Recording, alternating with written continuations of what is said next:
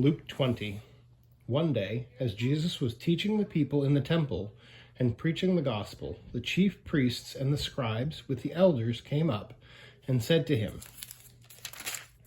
"Tell us by what authority you do these things, or who it is that gave you this authority." He answered them, "I also will ask you a question. Now tell me, was the baptism of John from heaven or from man?" And they discussed it with one another, saying, "If we say from heaven, he will say, 'Why did you not believe him?' But if we say from man, all the people will stone us to death, for they are convinced that John was a prophet." So they answered that they did not know where it came from. And Jesus said to them, "Neither will I tell you by what authority I do these things."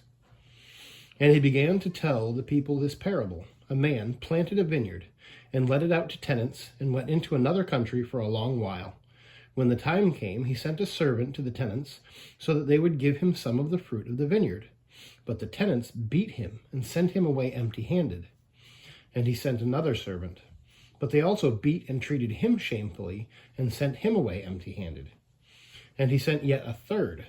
This one also they wounded and cast out. Then the owner of the vineyard said, "What shall I do? I will send my beloved son. Perhaps they will respect him." But when the tenants saw him, they said to themselves, "This is the heir. Let us kill him, so that the inheritance may be ours." And they threw him out of the vineyard and killed him. What then will the owner of the vineyard do to them? He will come and destroy those tenants and give the vineyard to others. When they heard this, they said, "Surely not." But he looked directly at them and said, "What then is this that is written? The stone that the builders rejected has become the cornerstone. Everyone who falls on that stone will be broken to pieces, and when it falls on anyone, it will crush him."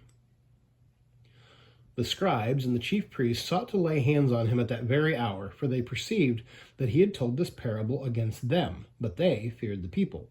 So they watched him and sent spies, who pretended to be sincere, that they might catch him in something he said, so as to deliver him up to the authority and jurisdiction of the governor. So they asked him, "Teacher, we know that you speak and teach rightly and show no partiality, but truly teach the way of God. Is it lawful for us to give tribute to Caesar or not?" But he perceived their craftiness and said to them, "Show me a denarius. Whose likeness and inscription does it have?" They said, "Caesar's." He said to them, "Then render to Caesar the things that are Caesar's, and to God the things that are God's." And they were not able in the presence of the people to catch him in what he said, but marveling at his answer, they became silent. There came to him some Sadducees, those who deny that there is a resurrection, and they asked him a question, saying, "Teacher, Moses wrote for us that if a man's brother dies, having a wife but no children, the man must take the widow and raise up offspring for his brother.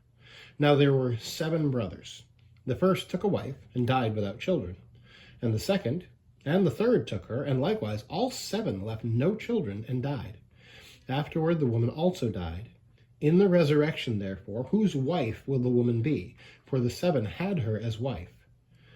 And Jesus said to them, "The sons of this age marry and are given in marriage, but those who are considered worthy to attain to that age and to the resurrection from the dead neither marry nor are given in marriage, for they cannot die any more, because they are equal to angels and are sons of God, being sons of the resurrection. But that the dead are raised, even Moses showed in the passage about the bush, where he calls the Lord the God of Abraham and the God of Isaac and the God of Jacob. Now he is not God of the dead, but of the living, for all live to him." Then some of the scribes answered, "Teacher, you have spoken well," for they no longer dared to ask him any question.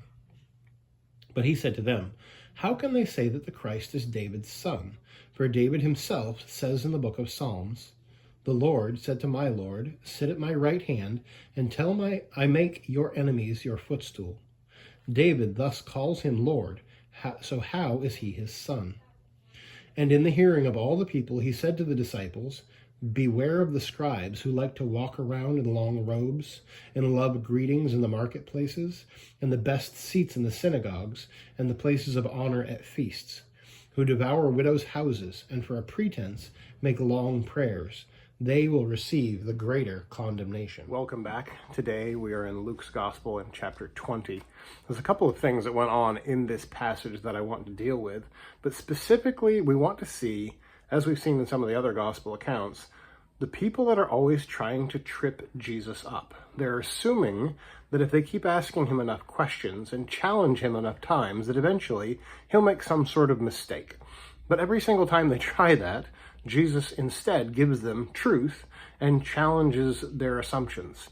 Like this last portion where the Sadducees, who do not believe resurrection is a thing, they do not believe in the resurrection, ask Jesus questions about how the resurrection works out. Now, this is a logical way to ask questions to people. So as we encounter people who believe different things than us each day, as we talk to people, share the gospel with them and explain what it means to be a biblical Christian, what it means to be born again, and some of the other things that the Bible tells us, we need to be careful that we are not scared of questions. Jesus was not scared of questions, but rather he answered them biblically, he answered them thoroughly, and most of the time he answered them quite graciously.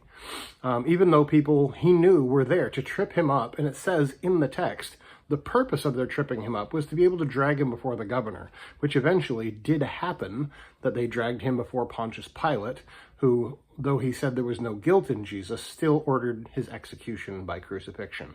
So this is a lot of going on. There's not even politics. It's actually religious folks playing politics because they don't like the message of Jesus. And so there is good reason for us to look at the scriptures and see if the things that are being said are so. But that's not the heart attitude of these people when they come to Jesus.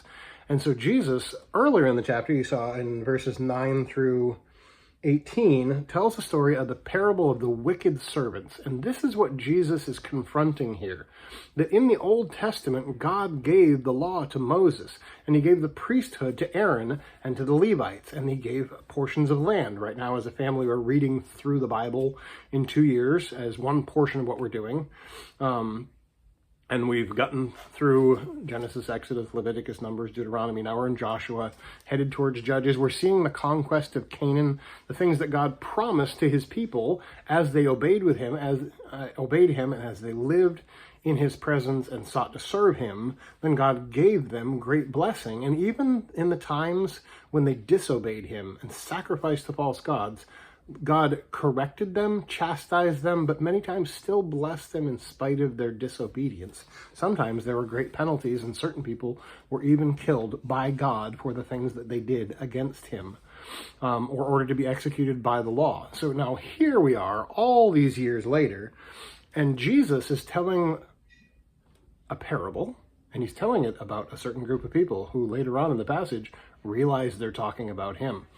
And so their response is, again, not to ask him more questions or to clarify or to convene a council, but to see if we can get him executed by the governor. That's this is kind of like modern day, when I go out on the street and talk to people about the gospel, many people can't defend their assertions. They don't understand the worldview that they bring into things. And so they have some rather obscure things that's kind of trip up the preacher kind of deal is the goal. But rather what we need to do as Christians is have compassion on them, love them, and sometimes tell them stories that expose themselves. This is what Jesus did. They come to him asking the question about John the Baptist and where his authority came from, or where Jesus' authority came from.